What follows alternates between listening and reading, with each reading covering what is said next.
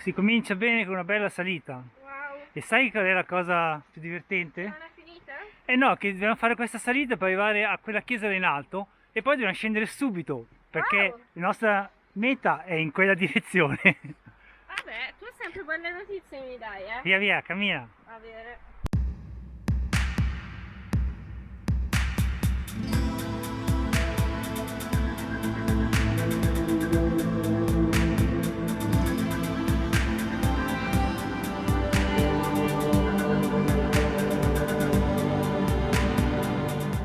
Ah, guarda che bella giornata, noi si cammina. E voi perché non vi iscrivete al canale? Su, è anche gratis, aiutateci a farlo crescere.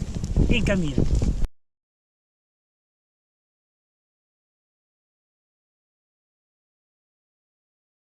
Siamo a Sorico, o Sorico, non mi ricordo mai, proprio all'inizio del lago di Como.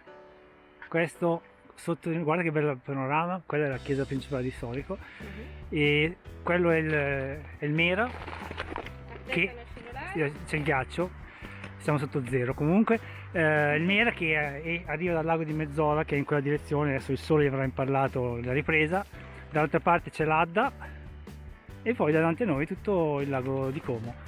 E noi siamo qui alla chiesa di San Miro, che però è chiusa, nonostante siano le 9 di mattina, di un sabato Ma mattina, poco sperduto dell'universo. perché Siamo arrivati in per qua. arrivare c'è una bella salita di un centinaio di metri su gradini.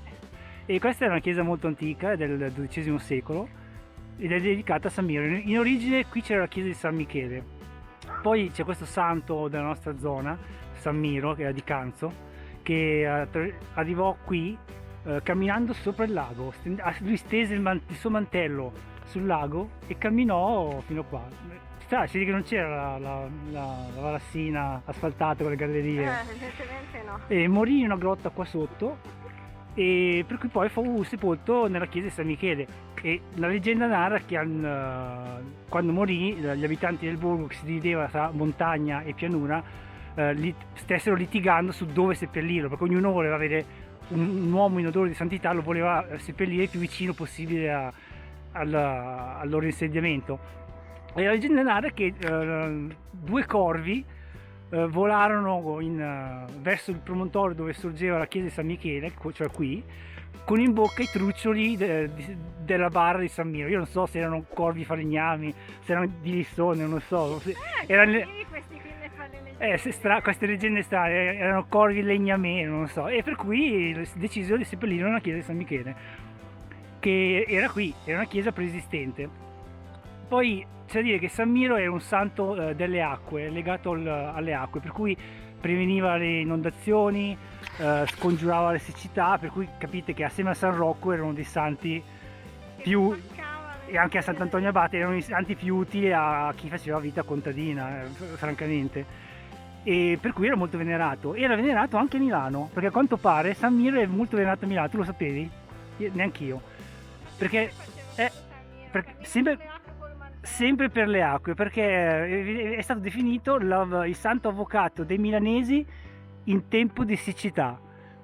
E ci sono stati, per cui la diocesi di Milano, in più riprese, finanziò la ristrutturazione di questo santuario, per cui il primo grosso intervento è del 1450 circa, 463, e fecero demolire una parte della chiesa di San Michele e costruirono, la costruirono più grande, la allargarono. Adesso non è chiusa, perché altrimenti entrando la navata destra è tutto quello che rimane della chiesa di San Michele, con un ciclo di affreschi del 1300. Tutto il resto, la quella centrale e la navata sinistra, sono praticamente recenti. Poi ci furono successivi pellegrinaggi, sempre dei milanesi, in più occasioni donarono ingenti somme di denaro, in altre, si pare nel 1624 donarono un calice prezioso, sempre per scongiurare le siccità. Quando Milano aveva sete, questi partivano con l'asinello e venivano qua a San Miro, lasciavano giù un po' di grana, e San Miro, tac, gli faceva piovere, no? Avete capito com'era ai tempi? E niente, per cui pare che sia una chiesa molto bella, ma noi non la vedremo, la vedremo solo da fuori. Lo sappiamo che troviamo le chiese Esatto. chiuse. E per cui ora non ci resta che camminare. A proposito, San Miro noi l'abbiamo già incontrato quando abbiamo fatto il cammino di Sant'Agostino, perché è nella tappa da Caslino d'Erba a Civate si passa anche per la chiesetta di San Miro, perché praticamente Canzo è la città natale di San Miro. E da qui inizia il nostro cammino. Volete sapere qual è? Ve lo diciamo più avanti. In cammino.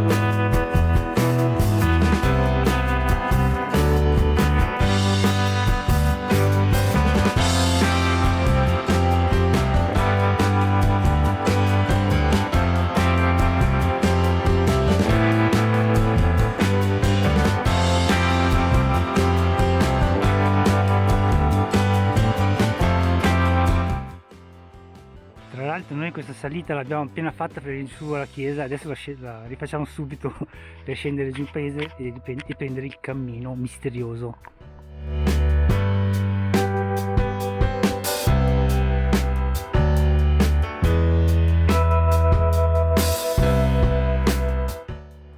E questa è la cascata di San Miro, che sorge proprio dietro la torre di guardia sulla via per scendere in paese.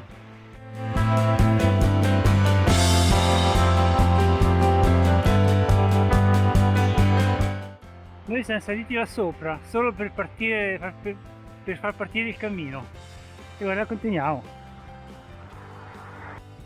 Un'altra cascata, adesso ho i dubbi su quale sia quella di San Miro.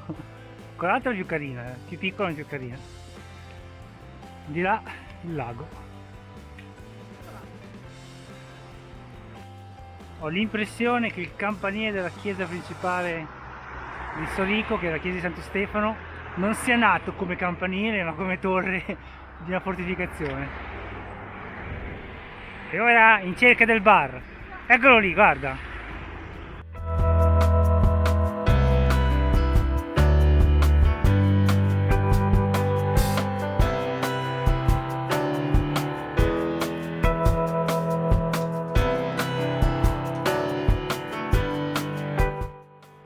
È il momento di svelare il cammino. Pronti? Rullo i tamburi. Via! I cammini della regina! I cammini della regina. Stiamo facendo il sentiero il sentiero della regina, che è solo uno dei cammini che fanno parte delle vie della regina, perché c'è il sentiero della regina, la via Francesca del Lucomagno che abbiamo già percorso, a parte anche questo del sentiero della regina, la via dello Iorio, il sentiero del Bisbino. E esatto, la conosci, senti, mica colpa mia se hanno Vabbè, inseriti. ok. Quella è la statale Regina, giusto per farvi capire. Però noi cercheremo di seguire i segnavia, che sono questi, sono bianchi. C'è un camminatore e la freccia della direzione è ricavata dalla scritta dei cammini della regina, per cui quando ci saranno da svoltare a destra questo segnavia sarà girato di 90 gradi. Qui bisogna Cui fare proprio una... sì, una vedrete tipo spiegazione. il camminatore che fa Superman, che va in orizzontale. Sì, vabbè. Sì, diciamo che è poco prescente come segnavia, per cui camminiamo. Noi oggi facciamo la prima tappa ti hanno detto poi come si pronuncia il paese? Sorico? Da Sorico Fino a Dongo. fino a Dongo, sono circa una ventina di chilometri, perché siamo saliti su al santuario di San Miro e ora in cammino, vedete, c'è il ghiaccio, c'è la neve e fa freschetto.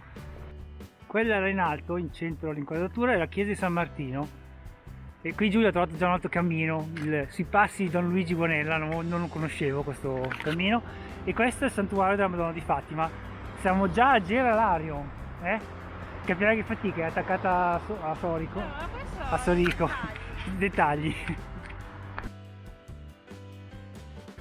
Questo è il santuario della Madonna di Fatima.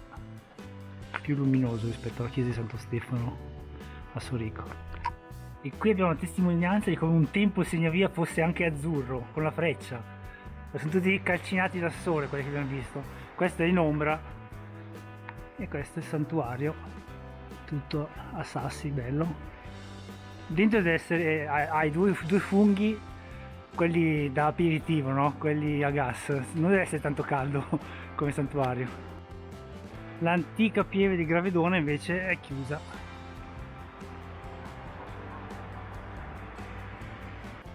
Guarda, ci sono i micetti. Sono 5, Giulia. Guarda, c'è anche uno sul mobiletto e uno nero. Al sole. Oh, bravi. E la luce forse non è il migliore perché è proprio il sole che ci imballa la ripresa. Sotto di noi il lago di Como, là l'idrovolante. E noi stiamo salendo verso Trezzone, eccolo qua.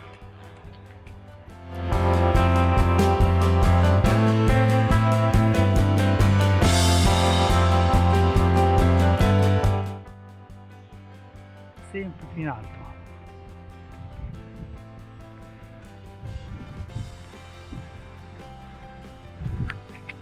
Là in fondo si vede bene il Mera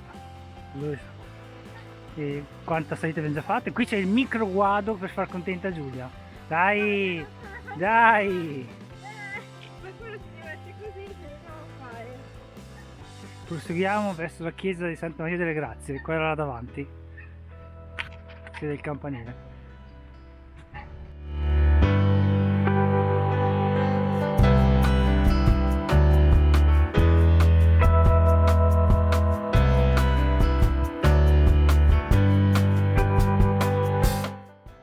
Ma secondo te vendono solo la palma o anche il terreno? Certo che vendono solo la palma. E il pozzo d'oro? Lo venderanno il pozzo d'oro assieme al terreno?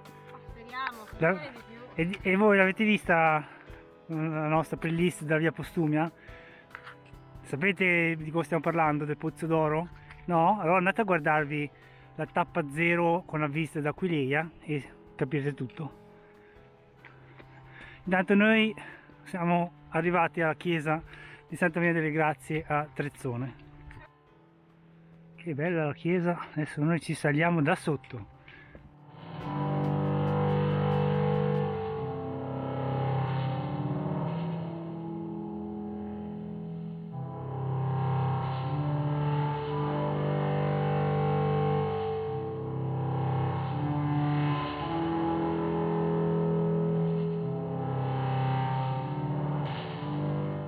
Una sgranocchiata a vista lago. Qui è la chiesa Santa Maria delle Grazie, un bel posticino, tranquillo, non c'è in giro nessuno. Adesso vediamo, passiamo il ponticello e vediamo dove ci porta questo cammino.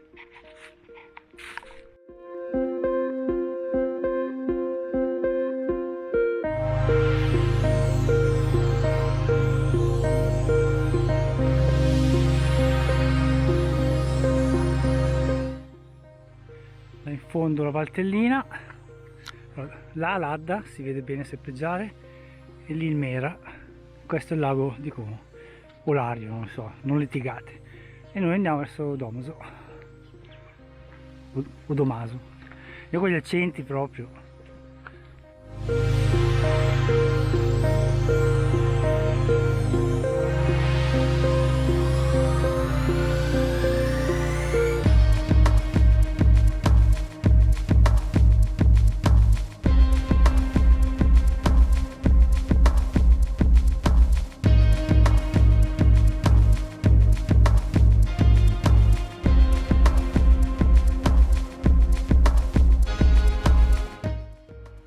Poi abbiamo raggiunto la quota,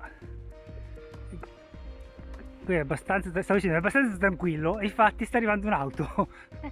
No, si sente, sì, sì, siete visti i nostri video sul Volto Santo, soprattutto gli ultimi video, ogni volta che dicevo qua è tranquillo passavano auto, sembrava che partissero apposta da una vietta laterale in cui ci avevano aspettato al varco.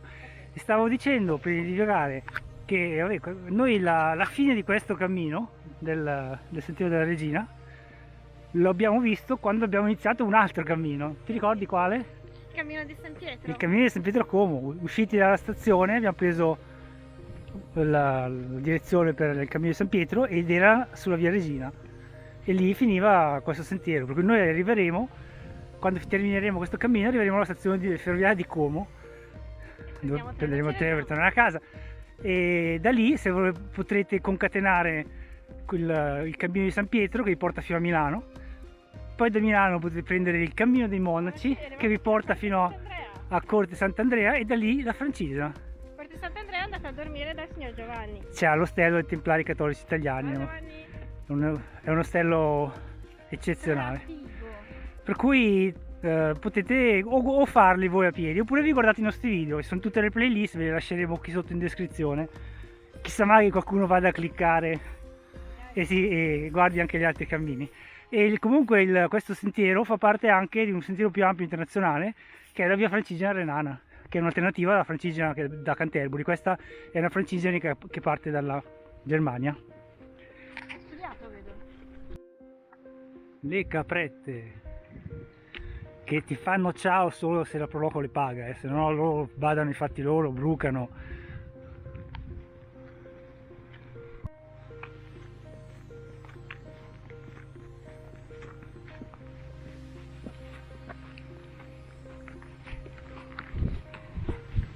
Si cammina sempre vista lago. Oh, che bello! Wow. Voi non vedete bene per via della luce, vi assicuro che è uno spettacolo, con le montagne innevate.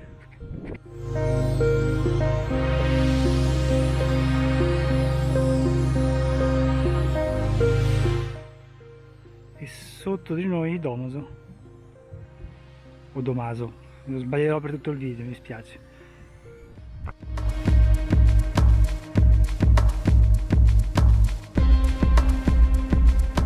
Eccoci arrivati a Vercana, c'è un bel terrazzo vista lago, poi andremo a vedere. La chiesa è chiusa.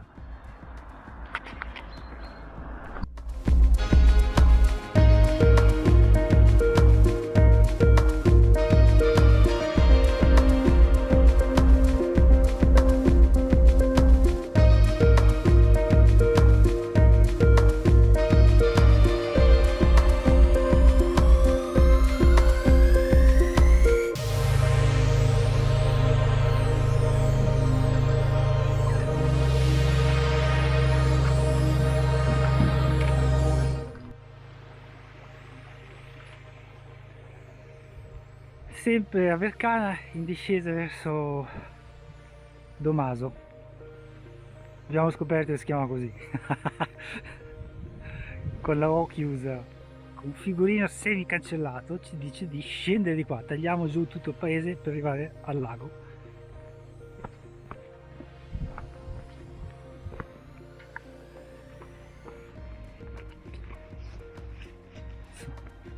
Vediamo un po', oh, che bello qua di fianco. Immagino sia chiuso.